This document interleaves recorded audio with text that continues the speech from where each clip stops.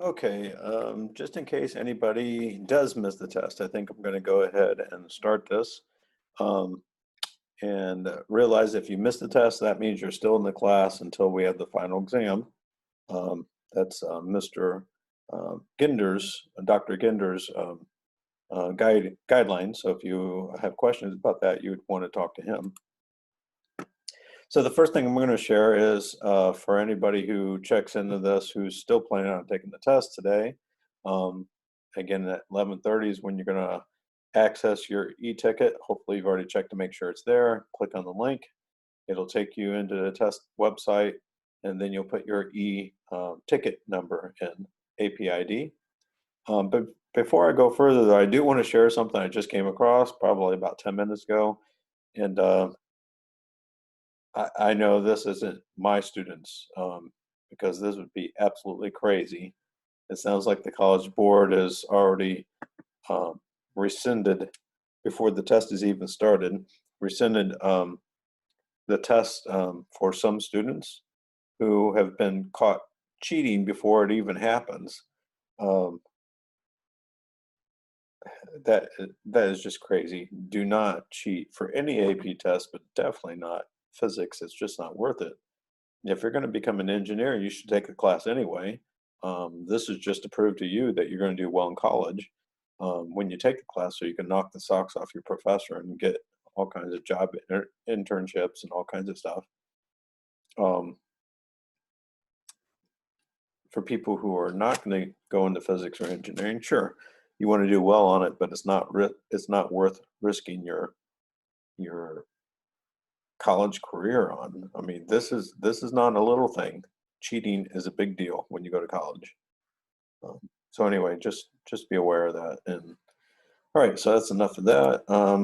Today, assuming you're not taking the AP test at 11:30, what we're going to do is we're going to assume that you're preparing for the makeup AP test. And I forget what the date is for that, but I think it's in June, because this AP test counts as your final exam. Um,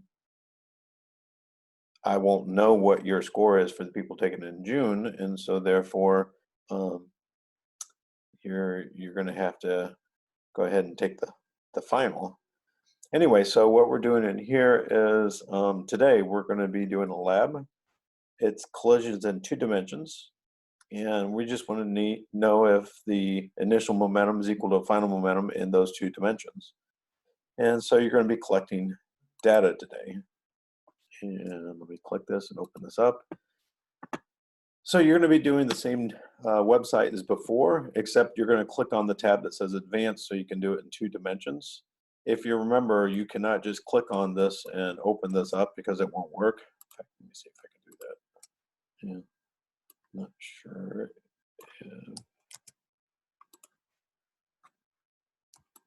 It's not doing that. Let me go ahead and see if I can open up another site here. Oh, it's not working. What the heck? Right. I know that I was able to do it earlier. Huh. All right.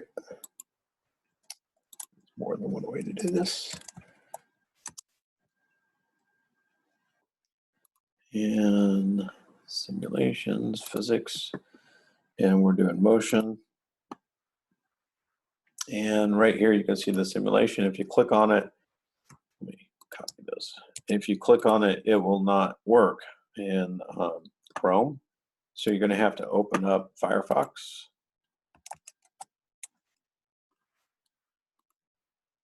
And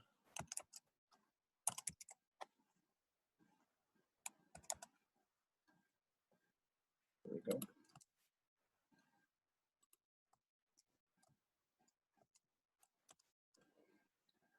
And open it up from Firefox. And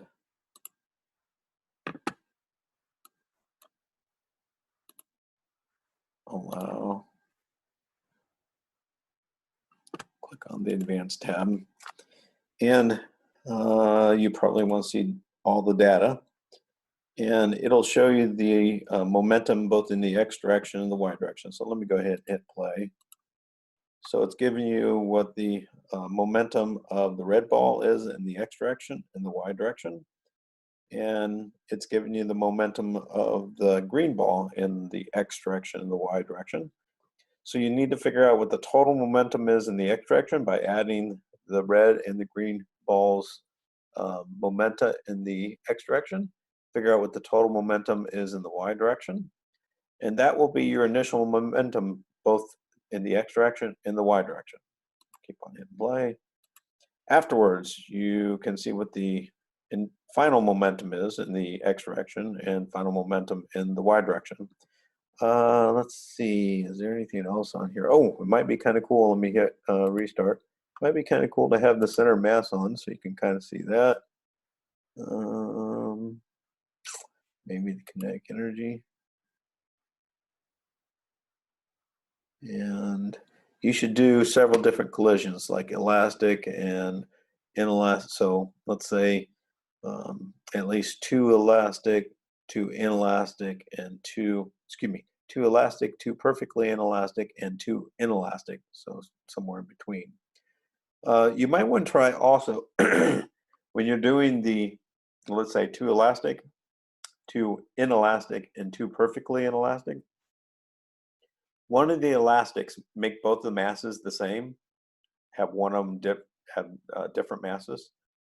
So for instance, I've already done different masses, so we'll do the same mass, hit play, and get your initial momentum, final momentum in both the x and y directions.